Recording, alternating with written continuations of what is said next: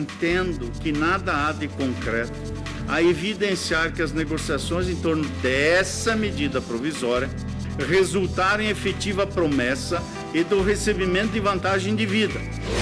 Para o MPF, a resolução da NTT de limitar a gratuidade apenas para ônibus convencionais frustra o direito garantido de idosos, pessoas com deficiência e jovens carentes.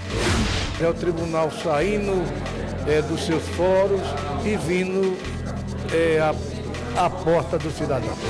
Ele escolheu um bem caro, eu falei assim, não, a mãe vai escolher um mais em conta. Aí ele aceitou.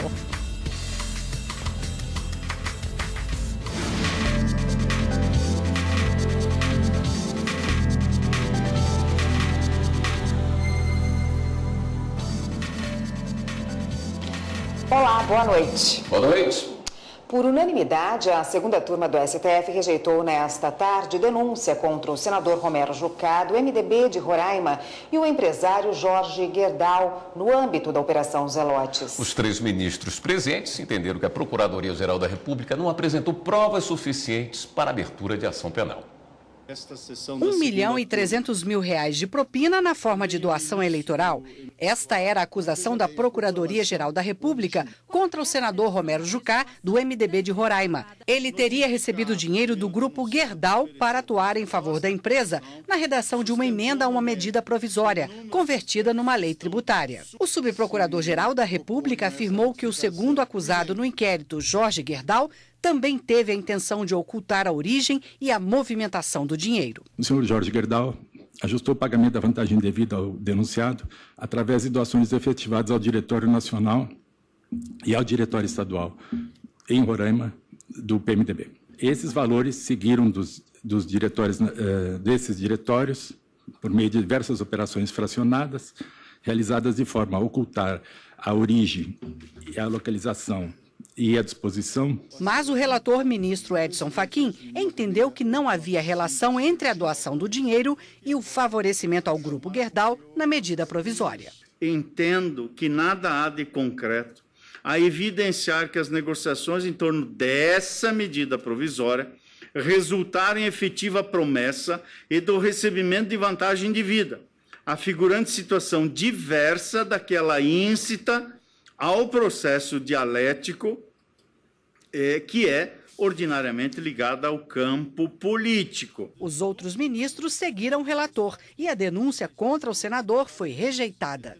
A proposta acusatória sucumbe diante da fragilidade dos elementos de informação apresentados para lhe dar suporte, circunstância que evidencia a impossibilidade de deflagração de ação penal desprovida de justa causa. Na verdade, o que queria se dizer aqui era criminalizar a política, criminalizar a própria democracia. Portanto, não há o que se discutir no caso. Durante o julgamento, o ministro Edson Fachin lembrou que há 15 dias, a primeira turma do Supremo tornou réu o senador Romero Jucá por lavagem de dinheiro e corrupção ativa e passiva, e que, nesse caso, havia indício de crime. Segundo a denúncia, o parlamentar recebeu R$150 mil para atuar em favor da construtora Odebrecht na tramitação de outras 2 medidas provisórias. O dinheiro foi recebido como doação oficial para a campanha do filho do senador Rodrigo Jucá, candidato a vice-governador de Roraima nas eleições de 2014. E quem está aqui para falar sobre a sessão de hoje da segunda turma é a consultora jurídica da TV Justiça, Karina Zucolotto. Boa noite, Karina. Boa noite, William. Boa noite, Érica. Boa noite, Karina. A turma hoje concedeu um habeas corpus humanitário a Jorge Pisciani, né? Quais foram os fundamentos? Exatamente. Logo no finalzinho da sessão da turma, esse foi o último julgamento realizado e concedido o pedido de Jorge Pisciani para a prisão domiciliar. O que se buscava nesse habeas corpus, ao contrário dos vários que são discutidos nas turmas e mesmo no plenário, é a liberdade, mas aqui nesse caso o que ele buscava era a possibilidade de se fazer um tratamento em razão de um câncer que foi operado pouco antes de ser preso em novembro do ano passado, em razão de um escândalo envolvendo ou de uma acusação feita pelo Ministério Público de favorecimento a empresários de ônibus junto à Assembleia Legislativa do Estado do Rio de Janeiro, quando então ele, deputado estadual, presidia a Alerj. e que, de acordo com a denúncia do Ministério Público, ou as acusações que são imputadas a Jorge Pisciani, ele e mais outras pessoas investigadas também teriam se beneficiado de aproximadamente 100 milhões de reais. E o pedido desse habeas corpus, segundo a defesa, seria um pedido muito mais humanitário, em razão da extrema debilidade de saúde que se encontra Jorge Pisciani, que está preso preventivamente na prisão, na cadeia pública de Benfica, no estado do Rio de Janeiro, e que necessita de tratamentos e cuidados especiais que no presídio onde ele está não teria esse tratamento. Então, por isso que a própria defesa traz essa nomenclatura desse habeas corpus humanitário. O ministro Dias Toffoli entendeu que era cabível o habeas corpus e concede a ordem para que Jorge Pisciani possa se submeter a esse tratamento, entendendo que os argumentos trazidos pela defesa eram razoáveis e que ele estaria, de uma certa forma, sob um risco iminente da contração de algumas infecções, em razão das precárias condições de higiene, que é conhecido por todos nos presídios, e isso foi salientado, inclusive, pelo ministro Dias Toffoli durante o seu voto, e que essa prisão domiciliar, de acordo com o voto do ministro relator Dias Toffoli, deve ser revista a cada 2 meses para saber se essas condições que levaram à concessão da ordem para a prisão domiciliar, elas continuam presentes e se mantém a prisão domiciliar de Jorge Pisciani.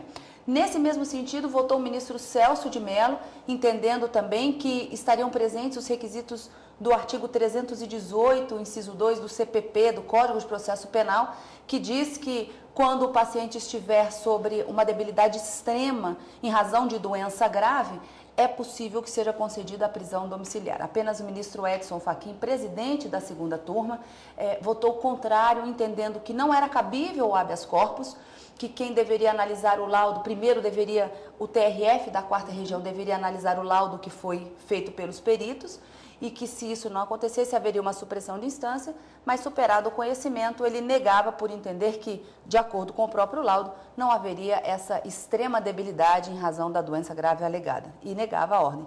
Como estavam presentes somente os 3 ministros, por maioria, acabaram concedendo a ordem. Jorge Pisciani deve, pelos próximos dias, cumprir prisão domiciliar. Obrigada, Karina. Obrigado pela sua presença aqui, Karina. O Superior Tribunal de Justiça decide que os pais são obrigados a prestar contas caso haja suspeição de abuso na administração de bens dos filhos.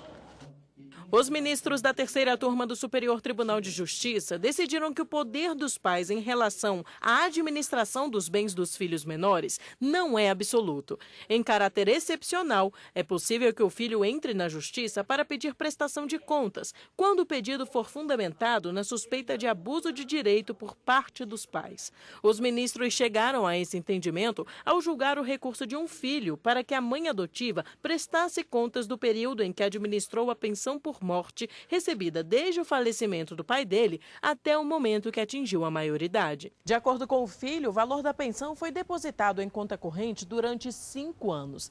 Mesmo assim, ele afirma que a mãe o deixou abandonado e ele não recebeu nenhum valor para custear alimentação, vestuário e outras necessidades, o que configuraria abuso de direito. Por conta disso, ele entrou na Justiça e o caso veio parar no STJ.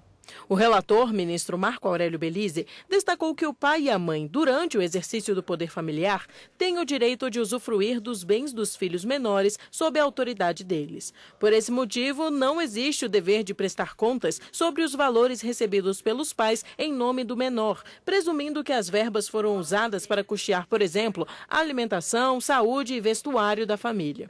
Mas o magistrado esclareceu que o fato dos pais serem usufrutuários e administradores dos bens dos filhos menores não dá a eles liberdade total para utilizar como quiserem o patrimônio dos filhos. Com isso, o ministro Marco Aurélio Belize afirma que o filho vai ter que comprovar o abuso de direito. Havendo a comprovação, a mãe vai ser obrigada a prestar contas dos valores. O ministro Dias Toffoli, do Supremo Tribunal Federal, concedeu liminar que libera o ex-senador Demóstenes Torres para que seja candidato nas eleições deste ano. Cassado em 2012 por quebra de decoro parlamentar, Demóstenes estava inelegível. A repórter Carla Lucena, ao vivo, tem os detalhes dessa decisão para a gente vai falar com ela agora. Boa noite, Carla.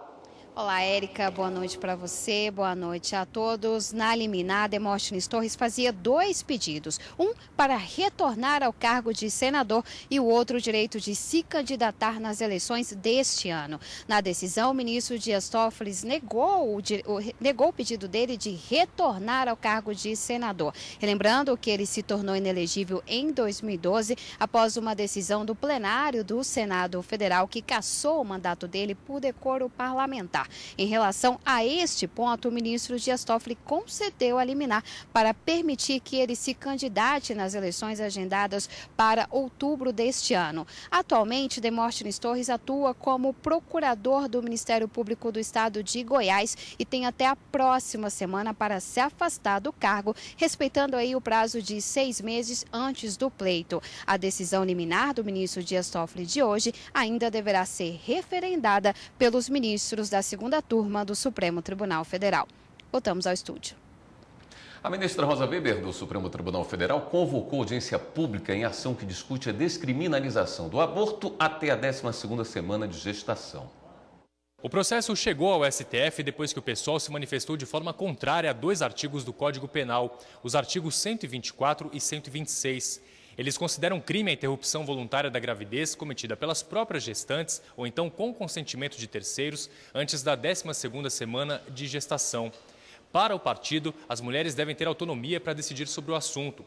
A ministra Rosa Weber, relatora do processo, destacou a importância do tema, por ter aspectos religiosos, éticos, morais e também de saúde pública. Os interessados em participar da audiência devem enviar o e-mail para dpf442@stf.jus.br até o dia 25 de abril. A previsão é que a audiência seja realizada no início de junho.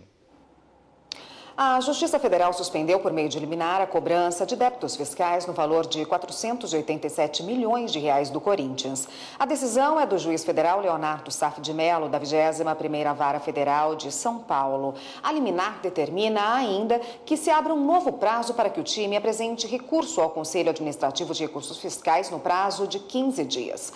O Corinthians alegou ter sido surpreendido com a cobrança de débitos de imposto de renda e outros tributos que passaram a ser cobrados após a suspensão de isenção. O clube alegou que não foi notificado da decisão em primeira instância administrativa do caso. Ainda cabe recurso da decisão. Idosos, pessoas com deficiência e jovens carentes só podem ter gratuidade no transporte rodoviário interestadual em ônibus convencionais, de acordo com a agência reguladora do setor, a NTT. Mas o Ministério Público Federal em Minas Gerais não concorda e recomenda que a Agência Nacional de Transportes Terrestres regulamente o direito desses beneficiários às vagas gratuitas.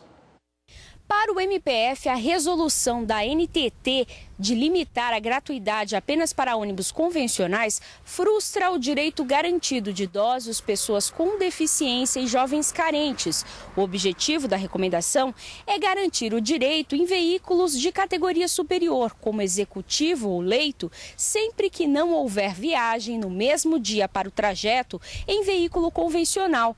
A Agência Nacional de Transportes Terrestres tem o prazo de 30 dias para informar se vai acatar a recomendação. Um motorista de caminhão vai receber adicional de periculosidade por fazer viagens com tanque extra de combustível maior que o permitido. Os 2 tanques do veículo somavam quase 1.000 litros de diesel. Segundo o motorista, o veículo foi alterado em relação aos tanques originais de fábrica. Em defesa, a empresa com sede em Contagem, Minas Gerais, argumentou que o tanque era para consumo próprio do caminhão e não para armazenamento. Alegou ainda que a instalação seguiu as normas do fabricante. Em primeira instância, o pedido de adicional de periculosidade feito pelo trabalhador, devido ao tanque extra, foi negado. A sentença teve como base regulamentação do Ministério do Trabalho, que diz que as quantidades de inflamáveis nos tanques não serão consideradas para efeito de adicional de periculosidade quando forem para consumo do próprio veículo. O Tribunal Regional do Trabalho do Rio Grande do Sul manteve a sentença e o caso chegou ao TST. A ministra Maria Helena Malman, relatora do processo na segunda turma, teve entendimento diferente das instâncias anteriores e seguiu a jurisprudência da seção 1 de dissídios individuais. De acordo com a SDI 1, ainda que os reservatórios sejam de fábrica e aprovados pelo Conselho Nacional de Trânsito, o simples fato de existir tanque extra ou reserva com capacidade maior que 200 litros, garante o direito ao adicional de periculosidade. A decisão foi unânime. Hoje tem sessão plenária no TSE. O repórter Henrique Amaral, ao vivo, tem os detalhes para a gente dessa sessão. Boa noite, Henrique. Boa noite a todos. 29 processos estão previstos na sessão de logo mais. Entre os destaques estão as prestações de contas partidárias de 2012 do Partido da República e do Partido Democrático Trabalhista. A prestação do PR é de relatoria do ministro Tarcísio Vieira de Carvalho Neto e o ministro Admar Gonzaga é o relator das contas do PDT. Na sessão administrativa, há 2 processos que envolvem os repasses do fundo partidário ao Partido da Mulher Brasileira. Os ministros devem decidir como fica a distribuição da parte relativa aos parlamentares que se filiaram ao PMB quando o partido foi criado, mas já saíram da legenda. Voltamos ao estúdio.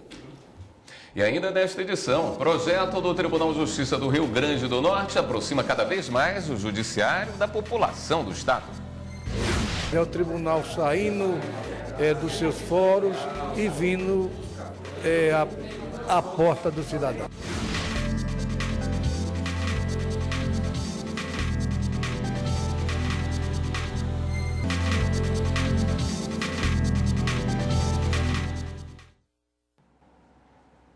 A Justiça Federal de Brasília autorizou a importação imediata de medicamentos de alto custo destinados ao tratamento de doenças raras. Os pacientes que precisam desses remédios já estão há 4 meses sem o devido tratamento. A decisão liminar foi proferida numa ação coletiva, movida pelo Ministério Público Federal, distribuída à 21ª Vara Federal de Brasília, que é especializada em saúde pública. E vale para pacientes de todo o país que, mesmo amparados por sentenças judiciais anteriores, não estão recebendo medicamentos como Febrazime, Miozime e Aldurazime. Estes remédios são destinados para tratar enfermidades raras, como a doença de Fabry, que causa transtornos digestivos, lesões renais e comprometimento dos vasos sanguíneos. De acordo com a Justiça Federal, esses medicamentos não fazem parte da chamada lista do SUS e a maioria deles também não conta com o registro da Anvisa, a Agência Nacional de Vigilância Sanitária. Por isso, a aquisição não precisa obedecer regras específicas da Lei de Licitações, mas acontece de forma direta, mais simplificada. Estamos já há mais de 4 meses sem que esses produtos chegassem até os pacientes. Os seus tratamentos, na verdade, estão correndo sério risco. Há notícias, inclusive nos processos até de falecimento de pacientes. Isso me preocupou e me fez, dentro da fundamentação dos argumentos que eu expus na decisão, de que, nesse momento aqui, muito mais do que dar razão a uma ou outra tese jurídica, seja do Ministério, seja da Anvisa, nós precisamos focar nos doentes do Brasil todo. O magistrado lembrou que, além de a União não estar conseguindo efetivar as importações, o problema vinha se agravando por causa do grande número de decisões judiciais isoladas, que provocam a quebra da ordem cronológica e da isonomia entre os pacientes. Mas a Justiça condicionou a importação direta dos medicamentos de alto custo a uma série de medidas de segurança que a União terá que cumprir. Ela terá que pegar lote por lote, fazer por amostragem, levar a um laboratório que fará uma avaliação se esse produto, por exemplo, ele realmente é o produto que estão falando que estão trazendo. Segundo ponto, se esse produto não está vencido ou com a sua composição equivocada, adulterada, enfim, mecanismos de proteção para que nós não tenhamos um efeito adverso em relação aos pacientes. A Justiça Federal de Brasília informou também que deverá promover, em breve, audiências entre técnicos do Ministério da Saúde e fornecedores para garantir não só os menores preços, mas também a qualidade e agilidade desejadas no fornecimento dos remédios de alto custo. Um projeto do Tribunal de Justiça do Rio Grande do Norte aproxima cada vez mais o judiciário da população do estado. O programa Justiça na Praça passou pela cidade de Caraúbas e realizou mais de 2.600 atendimentos. Adriana é paulista, mas há quase 20 anos mora na zona rural de Caraúbas. Recentemente, a dona de casa teve problemas para se cadastrar em programas sociais do governo por conta da documentação que ainda era de São Paulo. Moro aqui já tem uns 19 anos, aí precisei trocar, que a minha que era de São Paulo. Foi então que a Adriana soube que seria possível tirar a segunda via da identidade e atualizar os dados pessoais com agilidade, bastando ir a um evento que estava acontecendo em Caraúbas. Ela renovou a documentação durante a primeira edição de 2018 do programa Justiça na Praça, realizado pelo Tribunal de Justiça do Rio Grande do Norte. É um serviço social que o tribunal desenvolve há mais de 10 anos, é o tribunal saindo dos seus fóruns e vindo à porta do cidadão. Cada vez mais a gente chega perto do povo, cada vez mais o serviço do judiciário é transparente, cada vez mais a gente atende sim a finalidade última, que é atender o jurisdicionado. Presente pela primeira vez na cidade de Caraúbas, o programa Justiça na Praça realizou mais de 2.600 atendimentos e uma média de 4.000 pessoas acompanharam o evento em praça pública. Entre os serviços prestados durante o evento, destacam-se o plantão jurídico, a defensoria pública, serviços cartoriais, atendimento médico e odontológico, além da emissão de documentos. 126 audiências de processos cíveis e criminais da comarca também foram realizadas em um único dia. O magistrado Pedro Paulo, diretor do Foro da Comarca de Caraúbas, explica que o mutirão só foi possível graças ao apoio de 10 juízes que fizeram questão de colaborar. E isso faz com que a comarca dê uma resposta à sociedade que tanto clama por uma celeridade processual. Encerrando a passagem do TJRN por Caraúbas, a formalização da união de 38 casais com a realização de mais uma edição do casamento comunitário. E no próximo bloco, Páscoa e fiscais nas ruas de olho nos direitos do consumidor. Ele escolheu um bem caro, eu falei assim, não, a mamãe vai escolher um mais em conta. Aí ele aceitou.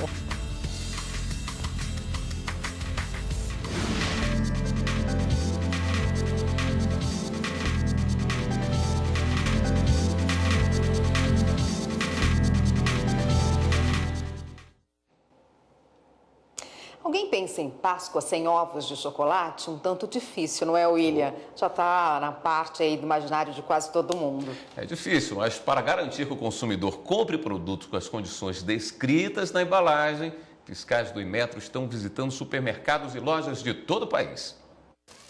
Coloridos, com brindes, com e sem açúcar e até recheados. O que não falta é a opção de ovos de chocolates para comemorar a Páscoa. É uma tentação, mas tem que ter. Eu estou procurando pelo preço. Né? Se tiver mais barato, a gente leva, né? A expectativa é de que em todo o país as vendas cresçam 3,5% e movimentem mais de 2 bilhões de reais na economia. Para o presidente do Sindicato do Comércio Varejista do Distrito Federal, o aumento nas vendas é por conta da estabilidade de preço. O ovo de Páscoa está se encontrando de R$ 5,00 a R$ 650. Mas quem comprou um ovo de Páscoa o ano passado, por exemplo, por R$ 20,00, esse ano encontra um ovo de R$ 20,00. Então, quer dizer, ele pode ser até com menos chocolate, né? Mas pode encontrar um ovo menor, mas com o mesmo valor que gastou o ano passado. Mas para garantir uma boa compra, além de ficar de olho no preço, também é preciso conferir se o ovo de chocolate tem o selo do Inmetro. Mas será que os consumidores estão atentos a isso? Vamos conferir? Não. Realmente eu não olho. Eu olhei lá, peso 185 gramas, mas não vi se tinha o selo do Inmetro. Mas deve-se observar, porque é o selo do Inmetro que comprova que o produto passou por testes de qualidade e pesagem. E para ajudar os consumidores que acabam deixando de lado esses detalhes, fiscais do Inmetro estão visitando supermercados, lojas e chocolaterias de todo o país para conferir o peso e a qualidade dos brindes dos ovos de Páscoa, caixas de bombons e barras de chocolates. Quando alguma coisa está fora do que é informado na embalagem, o fabricante é autuado. Como o próprio fabricante vai lá acompanhar essa perícia, é documentado, é tido a evidência objetiva que realmente não tem aquele valor nominal que deveria ter, é tomada toda a providência para que tenha a notificação junto com a autuação dele. Apesar da fiscalização, se o consumidor comprar um ovo de Páscoa que não corresponde ao anunciado, pode exigir a troca e até mesmo a devolução do dinheiro, conforme explica este advogado. Com relação ao produto ser diferente do que efetivamente foi anunciado, o que se destoa no primeiro momento é o próprio direito de informação do consumidor, onde ele tem uma expectativa de estar comprando uma coisa, mas na verdade ele está comprando outra coisa. E aí nasce para esse consumidor algumas possibilidades, que é exatamente devolver esse produto e pedir o seu dinheiro de volta, ou então pedir o abatimento no preço, ou pedir um produto equivalente que efetivamente represente aquilo que ele comprou. Para evitar transtornos, Fátima conta que fica atenta a todos esses detalhes. O desafio mesmo é conseguir agradar o filho sem estourar o orçamento. A gente faz um jogo, ele escolheu um bem caro, eu falei assim, não, a mamãe vai escolher um mais em conta. Aí ele aceitou. E agora vamos dar um giro pela rede para saber das últimas notícias?